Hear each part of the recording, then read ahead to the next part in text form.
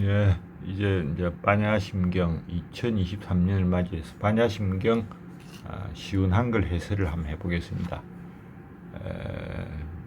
반야심경은 뭐 얼마 되지는 않지만은 내용들이 불교 전체를 다 축약했기 때문에 그거를 하나씩 풀어서 다 풀 수는 없고 플러스 우리가 이해할 수 있는 수준까지 하려면 상당한 양이 될 겁니다. 일단 반야심경 전 문장을 한번 쭉 읽어보고 그 다음에 해설로 들어가는데 먼저 일단 반야심경 역사부터 말하도록 하죠.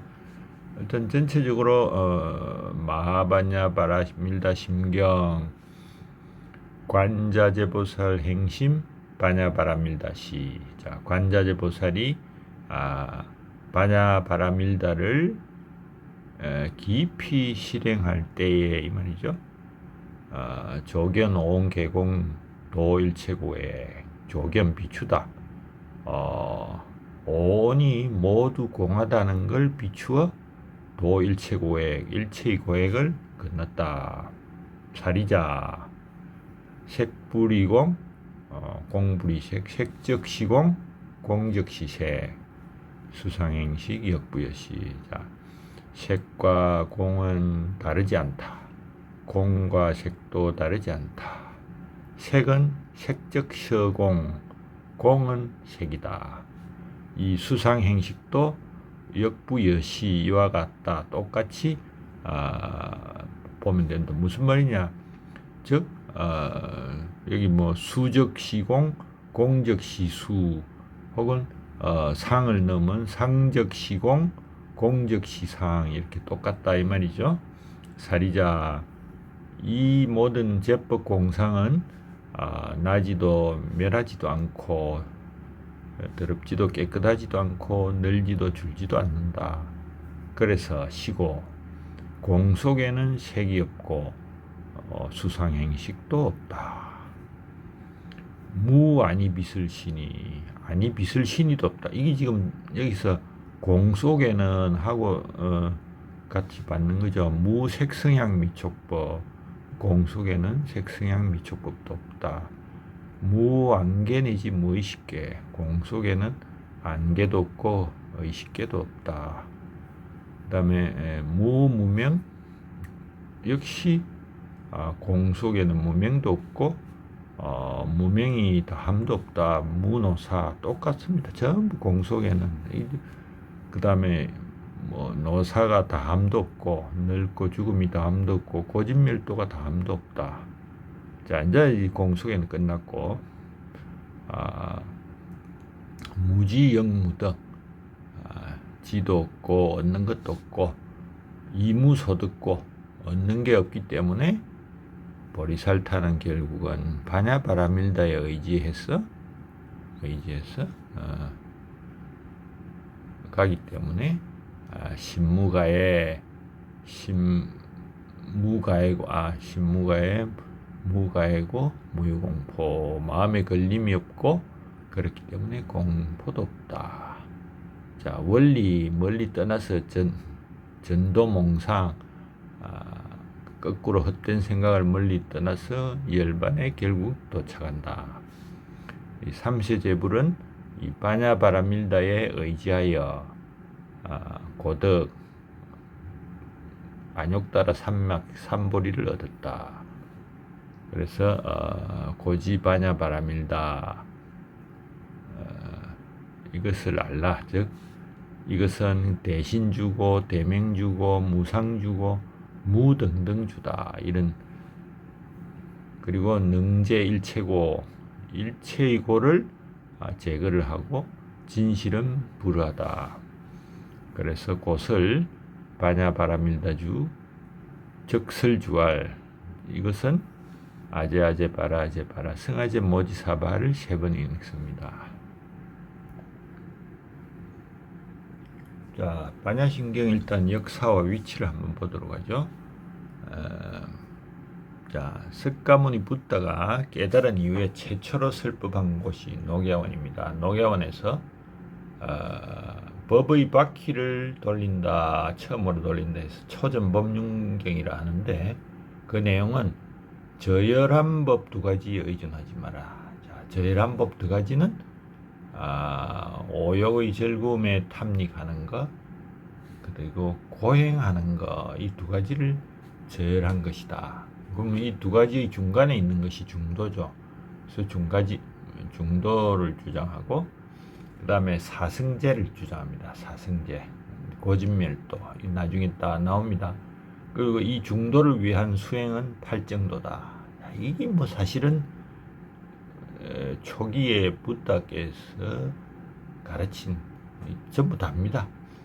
그 외에 나머지 뭐 나오는 경전들 아마 뭐 불교를 또 조금 폄하할 수도 있어서 더 이상 이야기는 안 하는데 법화경, 화엄경, 화엄, 법화 이런 것들을 모두 이것들을 제대로 실천하기 위해서 혹은 중생들을 잘 계도하기 위해서 나온 경전들이다. 이렇게 보면 되죠. 불교의 거의 전부가 포함되어 있죠. 그리고 뭐 반야신경 내용을 보면 나중에 여러분들도 느끼겠지만은 이게 더 심오한 내용을 보여주기 위해서 그걸 부정한 것이다. 이렇게 보면 됩니다. 불교에서는 일반적으로 붓다의 설법을 5가지 때와 8가지 가르침으로 분할하는 시각이 있습니다. 즉 깨달음을 성취한 시간으로 분할해가지고 깨달을 당시에 그 내용이 그래서 화엄경에 있다. 그리고 이게 아무도 이해를 못해서 설한 것이 녹언시다. 이것이 아함경에 들어있다. 그리고 소성을 버리고 대성을 이끄는 설법을 했다. 이거 방등시로서 유마경, 능가경, 성만경. 그리고 대성과 소성을 별개로 보지 말 것을 가르치는 반야시. 이것이 반야계문과 금강경입니다. 그리고 올바른 진실의 가르침을 마지막으로 설한 때가 법화 열반시로서 법화경 열반경에 들어있다 하는 겁니다. 그럼 우리가 볼 때는 우리는 대가들이 아니기 때문에 기본적으로 아함경 그리고 소성과 대성을 별개로 보지 말라는 반야경, 금강경에 집중해야 되겠죠. 나중에 수행이 깊어지면 법화경, 열반경, 화엄경 쭉 할 수 있겠죠. 다만 이거는 중국의 천태대사 지가 주장한 천태종 교판입니다. 이 설명을 많이 인용을 하지만 그 설명에 의하더라도 우리는 반야경, 금강경, 아함경 이렇게 보면 되는데 문제는 반야경을 설명하기 위해서는 반드시 아함경을 즉 니까야라고 합니다. 설명하지 않을 수가 없고 금강경 그 자체로 이미 제가 금강경 쉬운 한글 해설로 했기 때문에 지금 반야경을 하면서 이걸 다 제대로 한다면은 불교의 완전 깊은 오의를 초심자들이 다 알 수가 있을 것이다. 자, 아까 말했듯이 양극단을 멀리하라 이것이 가르침이기 때문에 중도를 취하라 해서 이 용수의 중론이 나옵니다. 물론 이 중론과 붓다의 중도하는 내용이 다르고 지향점도 다릅니다. 그 다음에 자아는 없다, 오온이 영원하지 않다 이런 가르침을 그 논리를 더해가지고 오온뿐 아니라 일체가 공이라는 논리를 가진 부파가 생깁니다. 그리고 이 논리에 논리를 더하는 2차 논리가 부과됩니다. 즉 아니 비설 신이 이 6가지 알아채는 걸로 해결되지 않는 업의 개념, 그리고 업이 계속된다는 걸 설명하기 위해서 나는 없지만 그 업을 계승하는 푸드갈라 개인이 있다는 푸드갈라파. 자, 이 금강경에 다 나왔었죠. 중생상, 수자상 할 때 인상이 바로 푸드갈라였죠. 그 다음에 유식에서는 자 이걸 넘어가지고 제8 아레야식의 개념을 도입합니다. 그래서 이 일종의 쉽게 말해서 영혼의 개념이라고 보면 되는데 그 영혼과 앞에 육식을 잇는 또 제7 말라식의 개념을 또 도출을 한다. 참 이 보면은 불교의 천재들도 많았었다 하는 걸 알 수가 있죠. 우리는 뭐 이걸 호응하고 비판하고 할 수는 있지만은 지금 반야신경에 집중을 합니다. 자, 여기 뭐 잠깐 도표를 그렸는데 뭐 초기에 다 붓다가 이렇게 가르쳤죠. 근데 논리가 부과돼 가지고 제대로 돌아오면 좋은데 이 논리를 부과를 했는데 또 2차 논리를 부과를 함으로써 원래 붓다가 가르치는 가르치면서 이렇게 벗어나게 된다. 자, 이런 게 이걸 항상 경계를 해야 된다 하는 거죠. 그렇다면은 어떻게 경계할 것인가? 뭔가 지금 새로운 뭐 경전이나 가르침이 있다면은 이거를 배우면서도 항상 초기에 부타 가르친 거하고 비교를 해야 가르침을 벗어나지 않는다는 거죠. 자, 여기 뭐 이런 걸 한번 볼까요? 이 가르침은 말로 할 수도 없고 표현할 수도 없다.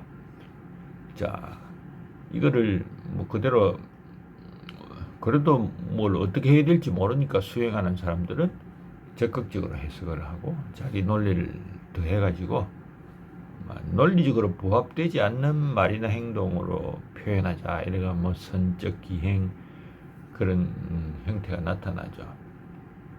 근데 이게 또 뭔가 뭐 깨달은 표시 같기도 한데 그 이유는 이 우리 인간이 살아가면서 이 사물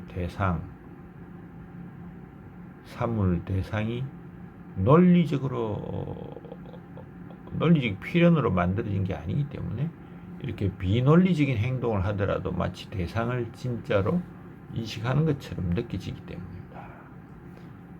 지금 뭐 그런 내용들이고 점점 새로운 경향이 생겨가지고 부파, 불교, 분파 이런 것들이 생기죠. 자, 우리는 생활 속에서 붓다의 가르침을 실천하는 것만으로도 한평생이 흘러가기 때문에 이 가르침의 원형만이라도 정확하게 알자. 그 원형이 뭔지를 또 알아야 되겠죠. 자, 이게 왜 이렇게 중요하냐? 이걸 알아야 자기가 공부하는 것에 대한 믿음을 가지고 계속 실천을 할 수가 있겠죠. 그래서 잠깐 볼 수밖에 없는 게 불교는 뭐 초기 불교, 부파 불교, 대성 불교로 대별합니다. 뭐 티베트 불교를 따로 분류하는 분도 있는데 초기 불교는 원시 불교, 근본 불교라고 합니다. 보통 우리 붓다의 직접 가르침, 그 살아계실 때의 가르침, 그 다음에 일해결집, 기억이 명료할 때의 가르침, 그 다음에 이 부파 불교는 그 일해결집에서 견해가 갈라집니다. 12가지의 부파로 나눠지는데 그 생생한 기억에서 그 기억이 잘 기억나지 않는 거에 논리를 부과해가지고 2차 아까 도표에서 보여준 것과 같이 부파가 형성이 됩니다. 그래서 부파 간 견해가 갈라지기 전의 초기 불교 그 원형적인 가르침을 우리는 찾아야 된다. 근데 그걸 쉽게 추적할 수 있게 됐어요. 그게 뭐냐? 신론섬에서 발견된 니까야다. 자, 이게 뭐 니까야는 이게 좀 제가 그림을 좀 인도가 있으면 여기 신론섬에 그 당시 부다 당시의 그 가르침을 묘한 글자들로 엮어가지고 여기 보관이 딱 돼 있습니다. 그 다음에 뭐 그림이 작은데 이 가르침이 북박으로 넘어가가지고 중국으로 들어간 거 이것이 아함경입니다. 근데 나중에 보니까 이 니까야와 아함경이 일치하는 게 너무 많다. 그러면 이 아함경과 니까야를 우리가 초기 가르침으로 보자. 이 가르침은 원래 뭐 문자가 없었으니까 말로 전승이 되어 왔습니다. 그래서 서기 영령경쯤에 이제 문자로 작성되는데 그게 두 가지가 팔리어와 산스크리트다. 아까 말했듯이 팔리어는 요렇게 신론섬으로 가서 팔리어로, 그다음에 산스크리트로 된 것은 북방으로 넘어가서 중국으로 들어왔죠. 그래서 니까야 이거를 남쪽으로 전해졌다 해서 남전, 그 다음에 산스크리트로 작성된 게 티벳을 거쳐 중국으로 갔으니까 뭐 북전이라고 하죠. 이걸 아함경이라고 합니다. 자, 이 근데 아함경에 산스크리트 원본 소실되고 한자만 남았어요. 자, 팔리어로 된 걸 니까야라 하고 산스크리트로 된 걸 아가마라 한다 했는데 뭐 그냥 아함경 알면 되겠죠. 아가마는 뭐 전성이다 이런 뜻인데 그 아가마가 음차를 해서 아함 이렇게 바뀌었습니다. 근데 팔리어하고 아함경이 좀 다른 게 팔리어는 표원 문자다. 그래서 구체적인 분석적이고 구체적인 언어 구조를 가졌다. 한자는 표의 문자로 인해서 추상적 언어 구조를 그래서 니까야와 아함경이 정확하게 같지는 않지만은 뭐 같은 내용이 너무 많다 하는 겁니다. 그래서 니까야는 그럼 도대체 남쪽으로 간 건 어떻게 됐느냐? 어째서 그게 가능했느냐? 자, 기원전 3세기 뭐 그냥 이건 마이너스 300이라고 하죠. 아쇼카 왕의 아들이면서 상자부 장로였던 마힌다 왕의 명령을 받아서 신론섬에 파견됩니다. 그래서 그곳에 아누다라 성에 마하비히라 대비하라는 거주처죠. 거주처를 건립하고 누이 동생 쌍가미타가 비구니가 되어 신론에 불교를 포교합니다. 팔리어는 서부 인도의 평민계층에서 사용하던 속어라서 붓다가 이 언어로 설법을 했다 하지만 이견도 많고 이때 전해진 경전을 삼장이라고 합니다. 특히 팔리 삼장, 팔리 티피타카 이거는 피타카가 광주리 이런 뜻이라서 삼이 티죠. 세계의 광주리다. 그 삼장이라고 하는데 이 세 가지가 율장, 비나야, 경장, 수타 피타카, 논장, 아비담마 피타카 이 세 가지입니다. 그리고 또 주석서, 이 주석서를 또 주석한 거 이런 것들이 있는데 이 내용들은 쭉 볼 필요는 없고 여기저기 우리가 필요한 거는 이 니까야, 디가 니까야, 마찌마 니까야, 상유따 니까야, 안구따라 니까야, 굿따 니까야 요것만 집중해서 보면 됩니다. 그 중에서도 이 상부라는 상유따 니까야 이 관심을 가지고 나중에 해설에서도 계속 나올 겁니다. 상유따 니까야를 인용한 거. 팔리어가 문자가 없어서 각 나라의 문자로 기록됐는데 대부분 기원전 3세기부터 싱할라어로 옮겨져서 스리랑카에 보관되어 있다. 신론섬이 내가 지금 스리랑카죠. 이게 이제 미얀마, 태국, 캄보디아 등으로 전해져서 남방 불교의 전통을 이어온다. 자, 아함경은 인도 북부에서 몽고 쪽 북방 지역으로 넘어가서 시계 방향과 같이 돈다. 이게 무슨 말이냐? 자, 인도가 있고 여기 중국이 있으면 시계 방향으로 이렇게 돌아서 전성이 됐다 하는 거죠. 이렇게 나중에는 인도에서 직접 중국으로 가기도 했죠. 그래서 같은 말은 넘어가고 법장이라고도 한다. 법이 보존돼 있고 근데 대성불교 운동이 일어나자 아함은 소승이다 이렇게 폄하가 됩니다. 그래서 아주 몇십 년 전까지도 북방불교 쪽에서는 중시하지 않는다. 근데 니까야가 1957년인가 발견이 되면서 이 유행이 생겨가지고 이것이 붓다 육성 가르침이다 하는 겁니다. 아까 저기 디가 니까야 이런 글들이 쭉 있었지만은 아함경에도 장아함, 중아함, 잡아함, 정일아함인데 아까 상유따 니까야 잡아함을 희한하게 잡자를 넣었지만은 가장 중요한 것이다. 자, 잡아함경과 상유따 니까야는 주제별로 했기 때문에 우리가 찾아보기가 너무 쉽죠. 그래서 기초로 불교의 틀을 잡을 수가 있습니다. 그 상유따 니까야를 분석을 해보면 뭐 연기, 온, 유기 이런 것들 그리고 깨달음, 팔정도 이런 것들로 돼 있으니까 뭐 초심자들이 수행하기에는 너무 좋다. 그래서 이걸 기초로 비교하면서 반야신경의 내용을 볼 것이다 하는 겁니다.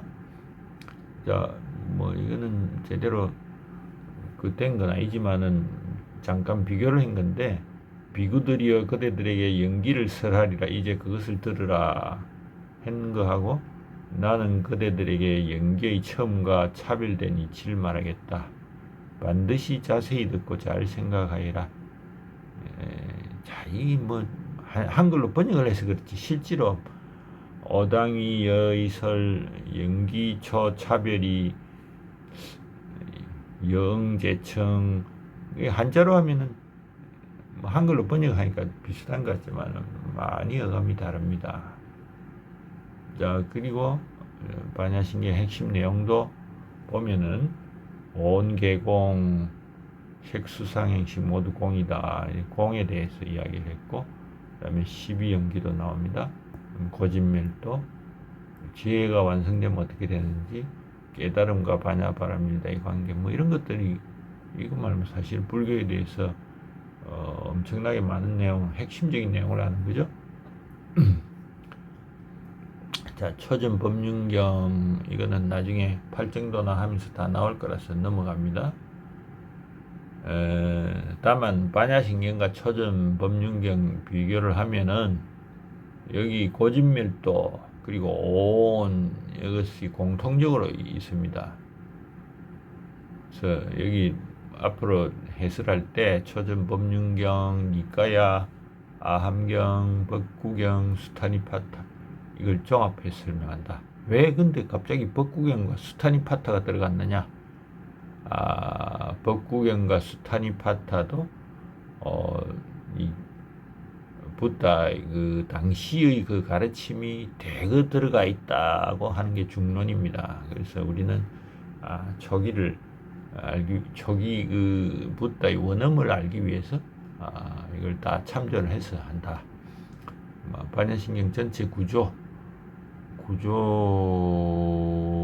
이거는 여러분들이 책으로 한번 쭉 보면서 생각을 해야지 말로 해설해가지고 머리에 들어가지는 않을 것이다.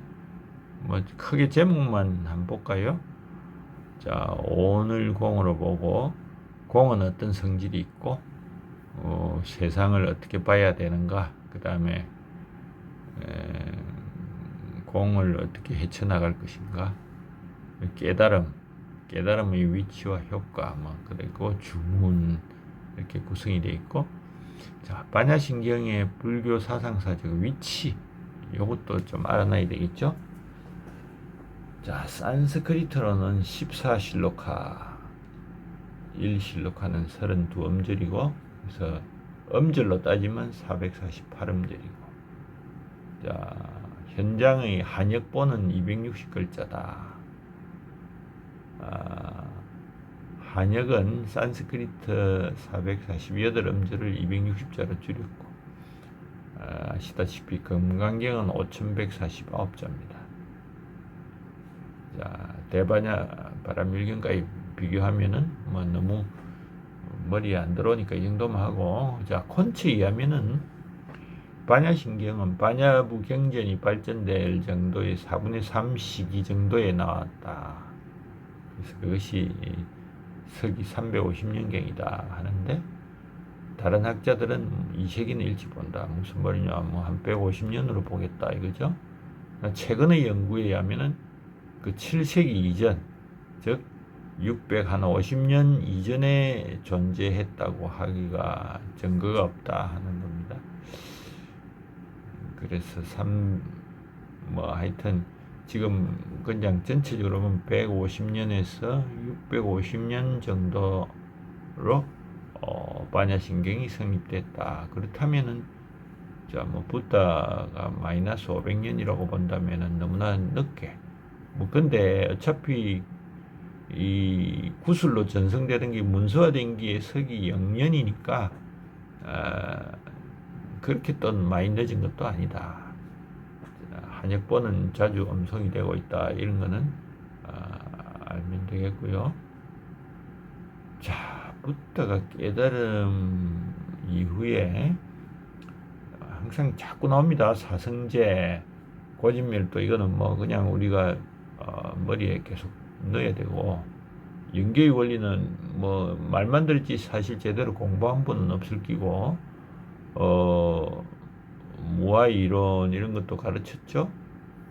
그 다음에 뭐 부파 불교가 어떻게 내용이 바뀌어 갔는지는 더 깊이 공부하실 분만 알면 좋겠습니다. 자, 뭐 이런 앞으로의 내용은 나중에 쭉 하면서 나올 거고, 사실 암경 니까야 인용을 나중에 하겠지만은 조촐하고 소박한 가르침, 그 속에 부다의 진정성을 엿볼 수 있습니다. 이런 가르침보다 더 다른 논리로 된 거는 우리는 일단은 여기서는 더 공부를 하지 말자 하는 겁니다. 자, 나중에 알고 보면은 이상을 지키려는 소수의 신심이 깊은 사람들, 그런 이상을 버리고 양적인 면을 택한 사람들 위해서 거대한 수리라는 대승불교가 나온다. 이게 지금은 뭐 한국도 대승불교가 주류라서 동의를 하지 않겠지만은 공부를 해보면은 그렇구나 하고 느끼실 겁니다. 자, 초기의 불교, 부다의 육성으로 가르친 불교 외에 그 말씀 속에서 나중에 원리를 추출하고 하려 한 것이 부파불교고, 일반인의 수준에 맞게 만든 흐름이 대승불교고, 이게 현실에 맞게 뭐 변형한 경우도 많습니다. 그래서 가장 중요한 것들을 설명을 한다. 근데 이 학파들 보면은 이 부다는 형이사학적 논의를 허용하지 않았는데 이걸 벗어나가지고 형이사학적 논의를 한 것들이 있고, 중요한 부파만 한번 쫙 보도록 하죠.